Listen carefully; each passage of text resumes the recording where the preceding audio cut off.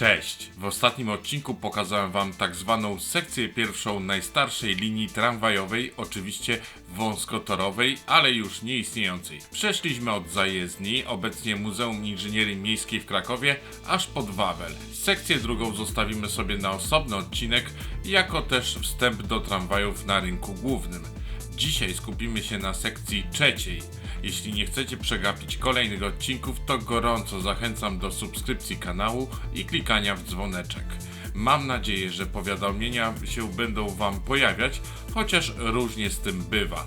Dlatego też stworzyłem playlistę tematyczną, do której karta pojawia się w rogu ekranu. Zanim ruszymy śladami tej linii, obejrzymy też archiwalne fotografie, to mam do Was ogromną prośbę. Jeśli tylko chcecie coś uzupełnić, poprawić, to śmiało piszcie w komentarzach. A jak się podoba, to po prostu zostawcie lajka. Zatem tradycyjnie, ja mam na imię Janek, to jest kanał Janek Gada Ciekawostki, Historie, Podróże, a dzisiaj ruszamy od dworca głównego w Krakowie, pokazując też upadek tramwajów wąskotorowych i zmiany w centrum Krakowa. Czas start! Koniec najstarszej linii tramwajowej z jednej strony był na Kazimierzu nad Wisłą, co pokazałem w poprzednim odcinku. Z drugiej strony tramwaj kończył bieg pod samym budynkiem dworca głównego w Krakowie. Z tego miejsca zachowało się całkiem sporo fotografii z różnego okresu istnienia tramwajów wąskotorowych. Jedną z tych fotografii właśnie widzicie i zwróćcie uwagę na to miejsce. Zaraz coś o tym Wam opowiem.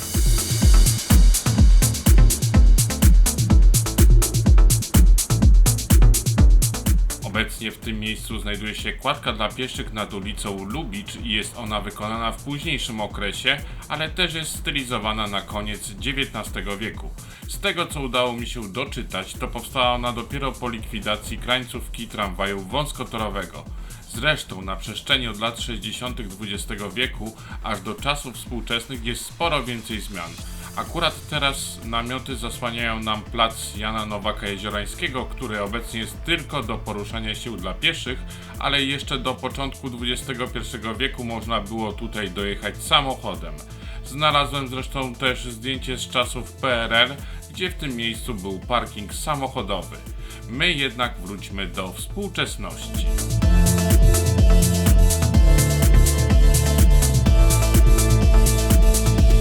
Poza kładką zachowały się tutaj schody w dół na ulicę Lubicz i przekop Talowskiego. Również z kładki widzimy wiadukt kolejowy, którego budowę ukończono w 1898 roku. Projekt architektoniczny wiaduktu, przekopu i murów oporowych zlecono do wykonania krakowskiemu architektowi Teodorowi Talowskiemu. Stąd taka nazwa tego przekopu. Tymczasem jak się odwrócimy na kładce, to w oddali zobaczymy skrzyżowanie, w kierunku którego zresztą zaraz ruszymy, ale tutaj też mam ciekawe zdjęcie archiwalne. Zaś na tym zdjęciu widzimy okres przejściowy tuż po elektryfikacji i na jednym torowisku stoi tramwaj z odbierakiem do sieci trakcyjnej, jak też konny.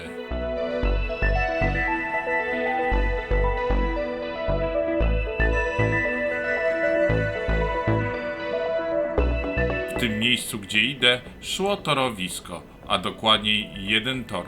Tuż przed skrzyżowaniem przechodził w dwa tory, a mówił o skrzyżowaniu ulic Lubicz, Westerplatte, Basztowej i Pawiej. Obecnie tramwaje jadą tutaj w 4 kierunkach, ale to w kierunku Pawiej jest najnowszym torowiskiem. Przyjrzyjmy się temu skrzyżowaniu z różnych stron, a zdjęcia archiwalne postarałem ułożyć chronologicznie.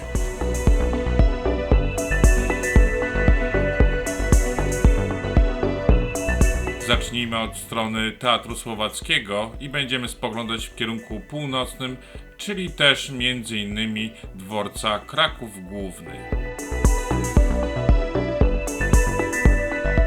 Jak widzimy, ruch jest tu obecnie całkiem spory. Podobnie było w latach 30. XX wieku, kiedy powstało to właśnie zdjęcie, na którym widzimy zarówno tramwaje wąskotorowe, jak też normalnotorowe.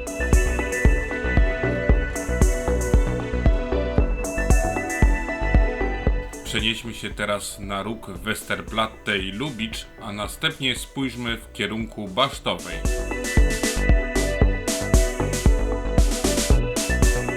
Tutaj też mam starą fotografię i mam pewną zagwozdkę. Teoretycznie była podpisana, że to rok 1941, ale tramwaj owszem jedzie od Barbakanu, tyle że w dole nie widać torowiska w stronę dworca głównego. Może ktoś podpowie czemu, zwłaszcza, że na planie miasta Krakowa z tego samego roku mamy wyraźnie to torowisko zaznaczone.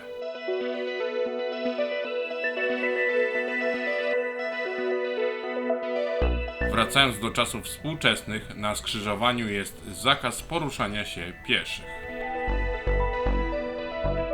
Dlaczego jest ten zakaz? Tuż po likwidacji tramwajów wąskotorowych skrzyżowanie w latach 70. XX wieku przeszło wielką przemianę.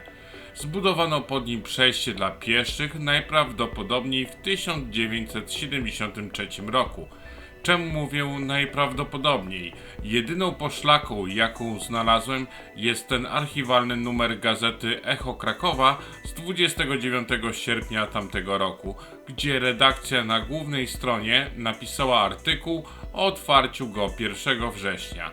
Teraz możecie sobie zapauzować i przeczytać coś więcej, ale temat przejść podziemnych w Krakowie też może być bardzo ciekawy.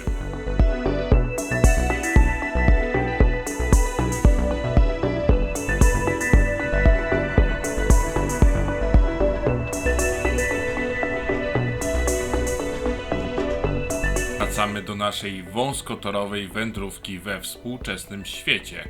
Obecnie zmierzam wzdłuż ulicy Basztowej i jednego z przystanków Teatr Słowackiego. Jest to nowa, dość kontrowersyjna nazwa. Osobiście wolałbym, by się nazywał Dworzec Główny Stary lub Dworzec Główny Stare Miasto, ponieważ mnóstwo turystów może czuć się tutaj zagubionych, a miejsce ma naprawdę duże znaczenie komunikacyjne. Jednak koniec dywagacji, idźmy dalej.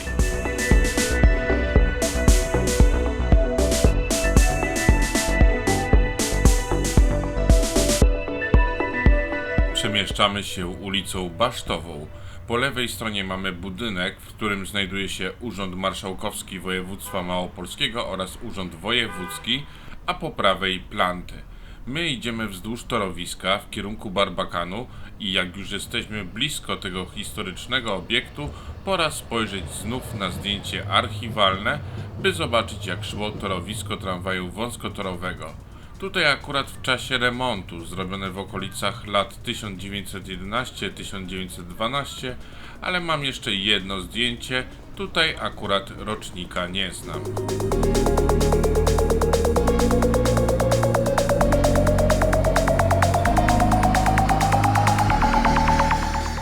Skręciłem w kierunku Bramy Floriańskiej i coś mnie tknęło, by się odwrócić.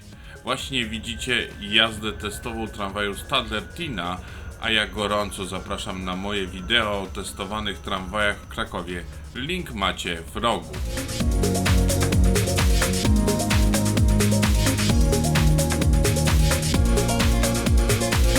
Wróćmy jednak do tematu. Na tle Barbakanu pokażę wam pierwsze ze zdjęć, które posiadam, ale mam też drugie, które pokazuje, że w tym miejscu znajdował się przystanek tramwajowy.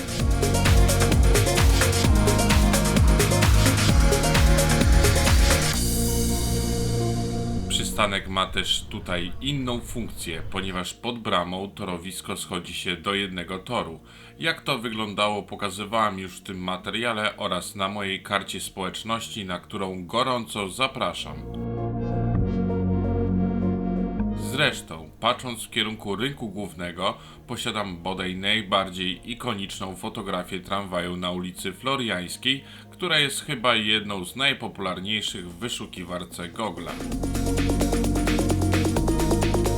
Idziemy na kierunek Kościoła Mariackiego, zresztą zobaczmy jak wtedy wyglądała ulica Floriańska z tramwajami. Odwróćmy się jeszcze na chwilę i spójrzmy na Bramę Floriańską. To archiwalne zdjęcie jest z 1958 roku.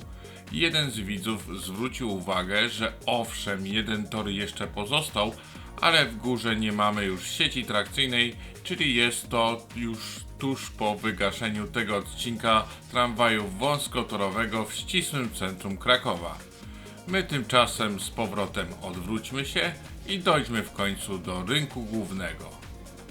Właśnie w tym miejscu chciałbym zakończyć, pokazując, jak po zlikwidowaniu tramwajów przekształcono płytę rynku.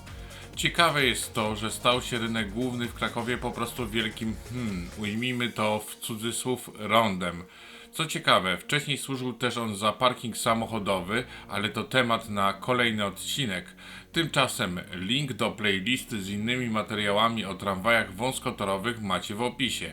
Również, jeśli podoba się Wam moja praca, to możecie mnie wesprzeć. Linki są też w opisie. Chciałbym podziękować też wszystkim za dłuższe oglądanie reklam, lajkowanie materiałów i zostawianie komentarzy. Trzymajcie się, do następnego, cześć!